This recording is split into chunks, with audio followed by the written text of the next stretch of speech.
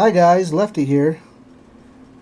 Today we're checking out the T9 Russian DD Tashkent, which is on my quest. As far as the Research Bureau, I did a reset on the Khabarovsk line, and now I'm all the way back up to the Tashkent, and I've really had a lot of fun with this line.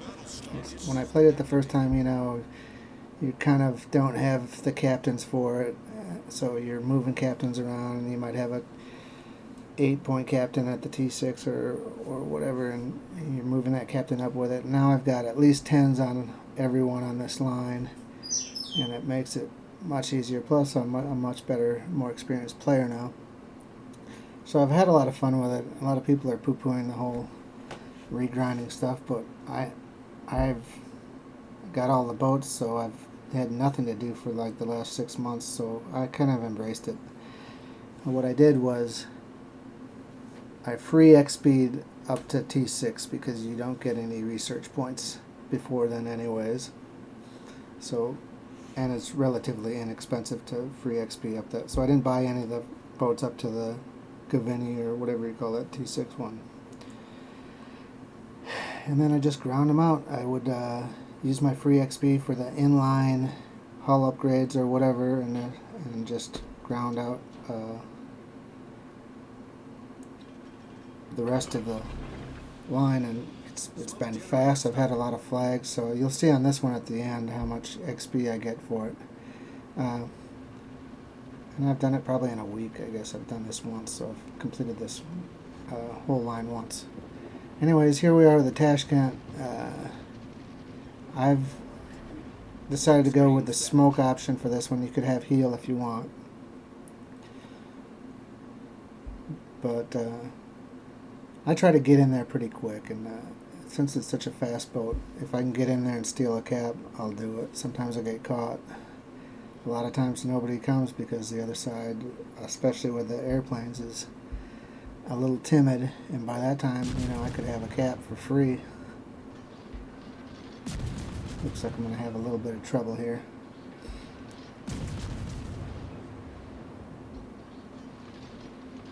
Now I'm running this thing, like I said, I free XP'd the hull because that was in line for the Kaba, but this has the standard guns and torpedoes that come with it, which really didn't add that much to it. So I'm not using this boat at its fullest potential, and still it's got plenty of firepower. I've got some help with this Kaba from the Edinburgh, so we're just going to let him have it. Critical engine damage. I think I'm running at least BFT and AFT on this to get more range. Yeah, I've got pretty good range, 15.2 on it, Engine boost deactivated. and pretty good firepower.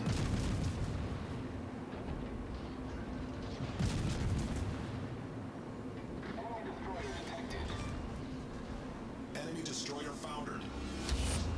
So we got a first blood. Critical engine I'm damage. half dead already, but that kicks in the adrenaline rush, so now everything's faster. I just need to kind of pay attention and stay outside and be more of a mosquito now. That was a bit of knife fighting that I wouldn't have probably done if I didn't have that Edinburgh. I would have definitely not taken on the Kaba, but we had an opportunity to get that cap.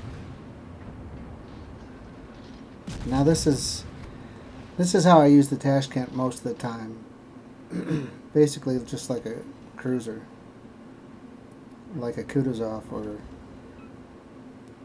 some kind of maybe even like the Henry, where you're just out flanking out at the end of your range, and you're kind of a mosquito buzzing around these big battleships that you're not causing a lot of damage at a time, so they don't really feel you, so you're kind of a nuisance, but then they look and like they're half dead, and you've caused 10 fires on them. And that's the best way I think you can use this boat. Just stay out. You're hard to hit because you're quick.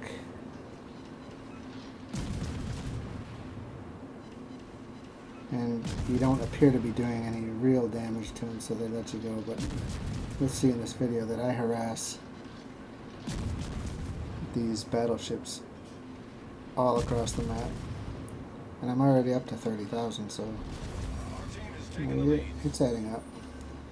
Plus it's keeping them, Smoke pushing generator them out of the way. They're all running.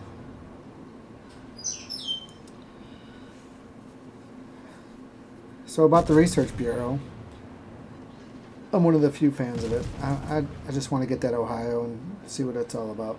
I don't get any boats ahead of anybody else, so Smoke screen set. I'm not sure I want the Colbert. I can't play stuff like the Worcester and the Atlanta. I'm just not good at sitting behind the rocks with those high arcs. I just drop them in and they all miss. So I'm not sure I want the Colbert. But I just watched a Majash video saying that they've nerfed the Ohio a bit, so now maybe it's not worth getting. Anyways, I'm halfway through this thing now. I've got over 31,000 Research Bureau points, so I'm going to get something out of it at least.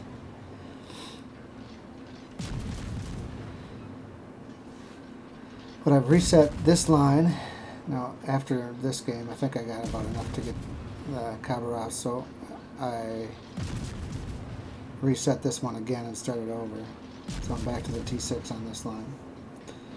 And I've done the Pan-Asian destroyers as well, because in the emblem Engine area, the only emblem I don't have is the 100 games at the top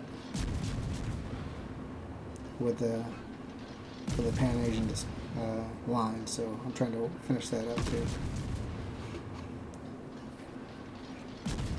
So I'm on the, I think I'm on the Gajimata on that one.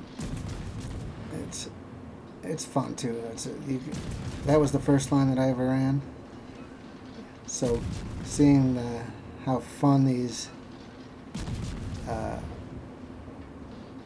deepwater torps are and just taking people by surprise, it's been enjoyable too. So a lot of people are down on the Research Bureau, but I don't mind regrinding this stuff. I haven't played these boats in a long time, and I'm enjoying a little bit of a change. Plus I get something out of it at the end. As you can see with this guy, this Kurfürst, I'm just chasing him right off the map.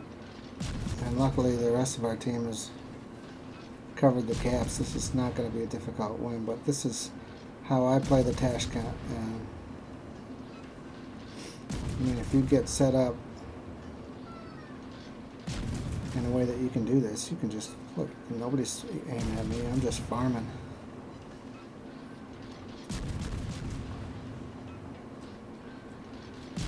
Keeping everybody spotted, keeping everybody on fire.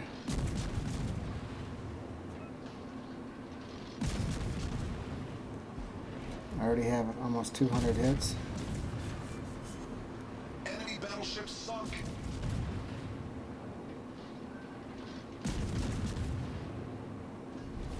Our team is taking the lead. Another fire, there's a kill finally.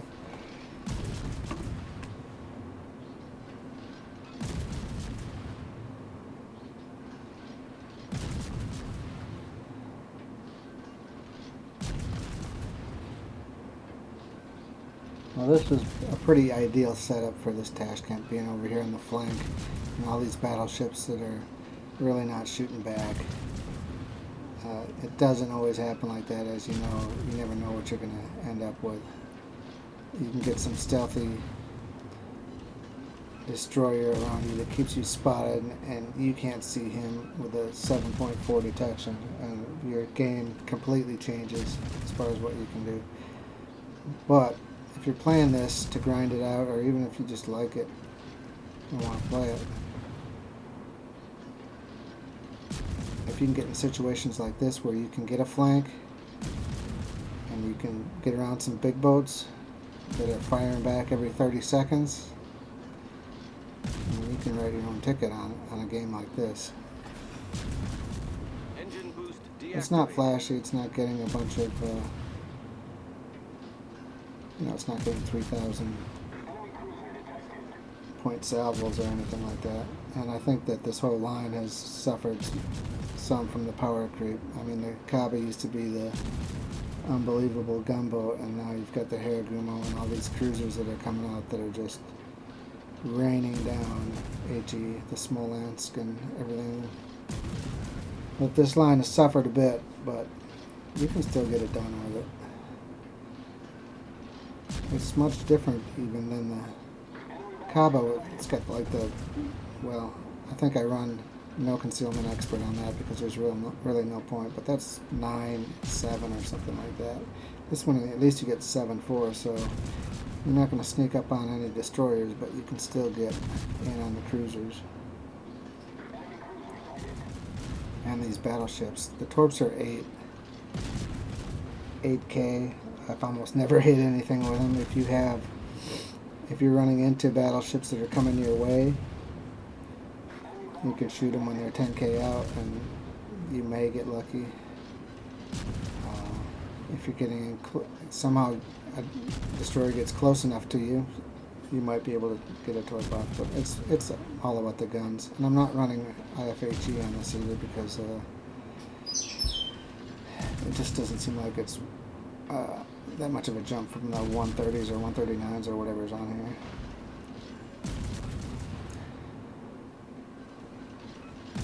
You'll get a lot of damage. See, I've got 24 penetrations and 34 non-pens.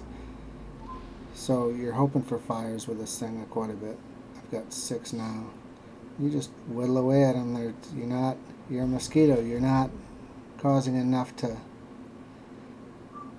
make him turn his guns on you. But when he looks, or you look later, you can see I've got almost 20,000 on the Montana, almost 20,000 on the Kurfürst, another 10,000 on the Montana, 14,000 on that Kaba. It adds up. It's just eats away at you. It's a cancer. If you get in the right position, in the right situation. So this was a pretty easy game. It's not going to last too much longer. Well, maybe it will. We've got a few boats out there to kill yet.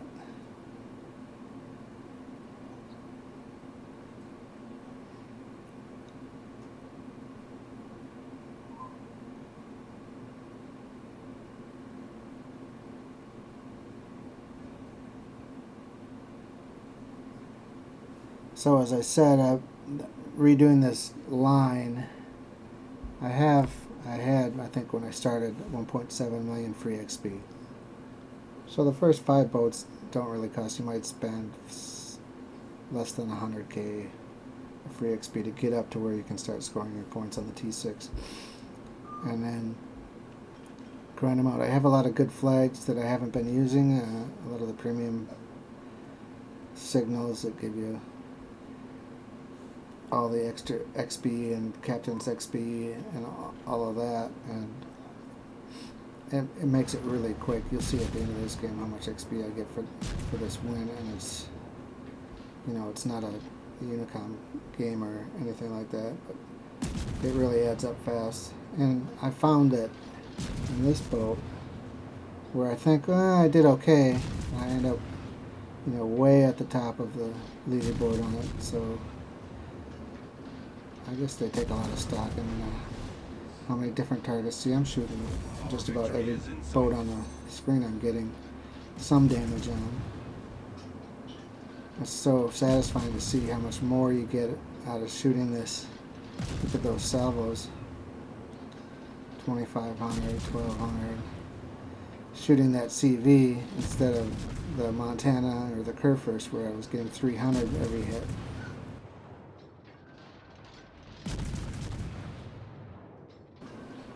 But like I said, Research Bureau regrind, free XP to the 6, get your points on a win with the 6, free XP, the inline hull if it's inline for your next tech tree. I don't do any of the side things unless it really seems to make a difference. If you really need, the torpedoes are twice as good, or the guns are way better. I haven't really found that. I don't think I've used any of the side upgrades just to save the, to make it faster to grind and save the free XP on it. And still, you can get a lot done with these boats.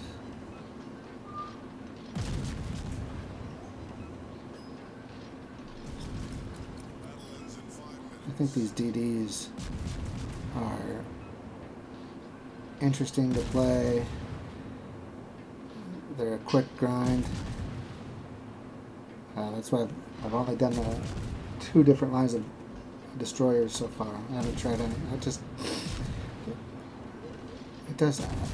Some of the T9 cruisers are so challenging to get through, and the battleships, that I don't really want to go through that again. But I thought with these lines, this line, they're all decent from T6 up, and the Pan-Asian line, the Xinjiang, is the only one I didn't like. The rest of them are all fine. I really like the Gajimata. I really like the Changmu, and you don't have to. You gotta get up to 10 and then buy your T10 and play one game in co-op, and then select. You don't have to buy all the upgrades and all that stuff for that one.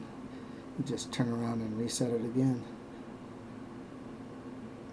So it's been fine.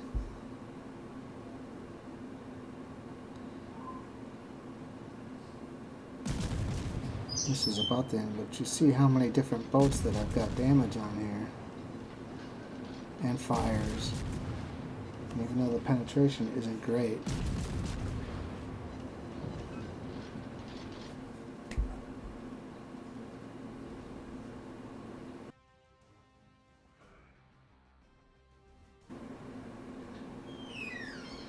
And we get the victory. Look at that, 23,000 XP, 10,500 free. Number 1 on the team with 2,400 base. And what do we do there? We just flanked around and farmed stuff. It was nothing special about that game.